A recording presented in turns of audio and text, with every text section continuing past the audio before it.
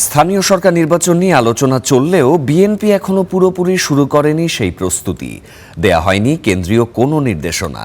এরপরও যারা লড়তে চান ভোটের মাঠে, তারা জনগণের আস্থা অর্জনে কাজ করছেন নিজ নিজ এলাকায়। এই তালিকায় আছেন নতুন প্রশাসকরাও। বিস্তারিত জানাচ্ছেন সিফাত শাহরিয়ার।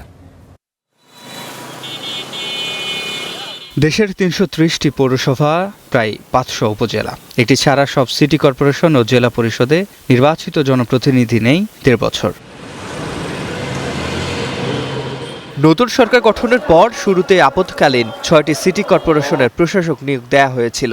পরে আরও ৫টি সিটি কর্পোরেশন ও ৪২ জেলা পরিষদে প্রশাসক নিয়োগ দিয়েছে সরকার। সেই সঙ্গে নির্বাচনের প্রস্তুতি নিতে নির্বাচন কমিশনকে চিঠি দিয়েছে সরকার। এরই মধ্যে শুরু হয়েছে ঢাকা ও চট্টগ্রাম সিটি কর্পোরেশনের প্রস্তুতিও।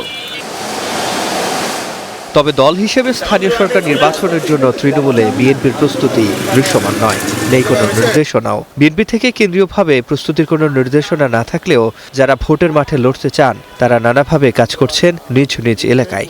দল আমাদেরকে এখনো কোনো দিক নির্দেশনা দেয়নি, কিন্তু আমরা নিজেরাই সমাজের নানান ভালো কাজের সঙ্গে ইনশাল্লাহ যোগাযোগ করছি, ভালো কাজগুলো করার চেষ্টা করছি।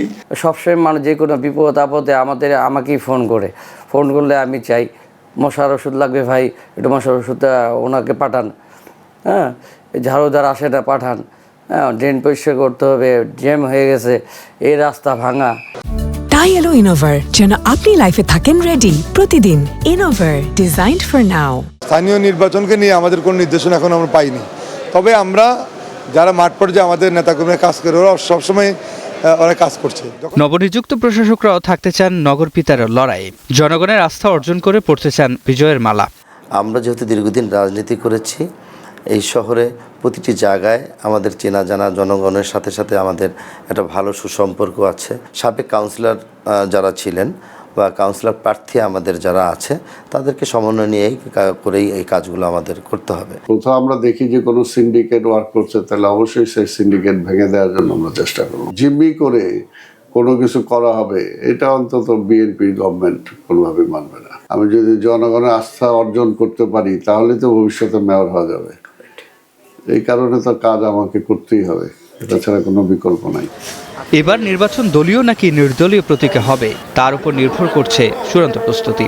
জাতীয় সংসদ থেকে কী সিদ্ধান্ত আসে তা এখন দেখার অপেক্ষায়। আমি মনে করি যে স্থানীয় সরকার নির্বাচন দলীয় প্রতীকে হবে না। ১.৫ বছরেরও বেশি সময় পর অবশেষে প্রাণ পেল জাতীয় সংসদ। তবে এই সংসদে যেসব সিদ্ধান্তগুলো আসবে, সেই সিদ্ধান্ত যারা বাস্তবায়ন করবে, সেই ইউনিয়ন পরিষদ থেকে শুরু করে সিটি কর্পোরেশন পর্যন্ত বেশিরভাগ জায়গায় নির্বাচিত জনপ্রতিনিধি নেই।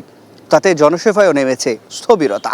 আর এই স্থবিরতা কাটাতে পারে একমাত্র দ্রুত স্থানীয় সরকার নির্বাচন। সিফাত শাহরিয়ার, স্টার নিউজ, ঢাকা।